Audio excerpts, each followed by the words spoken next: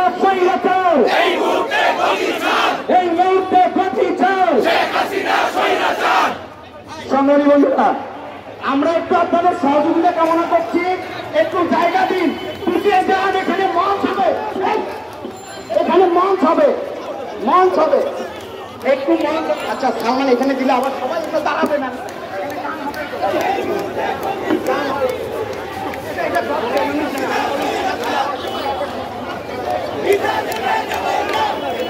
একটু ফাঁকা করে নেন।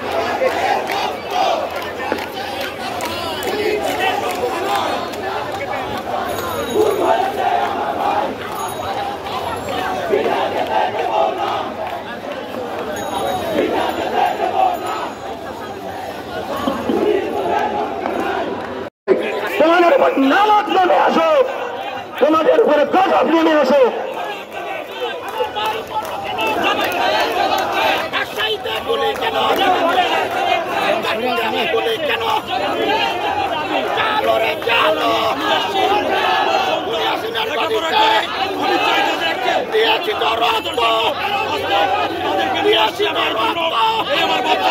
আমার ভাইয়ের রক্ত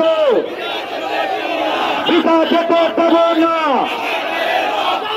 আমার ছেলের রক্ত, আমার ভাইয়ের রক্ত, আমার বোনের রক্ত, আমার সন্তানের রক্ত। বন্ধুরা, যারা এই ব্যানারের সামনে আছেন তাদেরকে একটু বলবো জায়গাটা খালি করে দেন।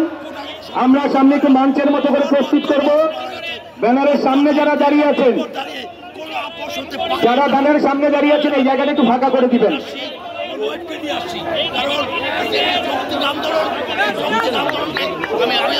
সামনে যারা আছেন একটু জায়গাটা ফাঁকা করে দিবেন। অভিভাবক এই কোমলমত শিশুদের পাশে দাঁড়িয়ে আজকে তাদের যৌক্তিক আন্দোলনকে সমর্থন দেওয়া একটি নৈতিক দায়িত্ব বলে আমি মনে করি। সে কারণে আমি আজকে এদের সাথে বক্তৃতা ঘোষণা করেছি আমার পরিবার বর্গ। ধন্যবাদ।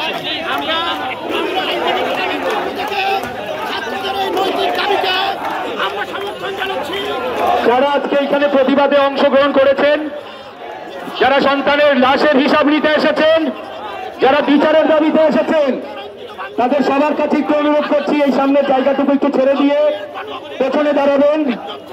আমরা একটু সুসংগঠিত ভাবে প্রত্যেকটা লাশের হিসাব নেওয়া হবে। যতক্ষণ পর্যন্ত এই লাশের হিসাব আমরা না পাবো, যতক্ষণ পর্যন্ত এই লাশের বিচার আমরা করতে না পারবো, যতক্ষণ পর্যন্ত এই স্বৈর শাসকের ভিত আমরা ভেঙে দিতে না পারবো, ততক্ষণ পর্যন্ত আমরা রাজপথে থাকবো। আপনারা কি সবাই রাজপথে থাকার জন্য প্রস্তুত? সকলে একটু মুষ্টিবদ্ধ হাত উপরে তুলবেন। আমার ভাইয়ের রক্ত পিতা যেতে দেব না, ভাইয়ের বুকে গুলি কেন? শেখ হাসিনা জবাব চাই, ভাইয়ের বুকে গুলি কেন?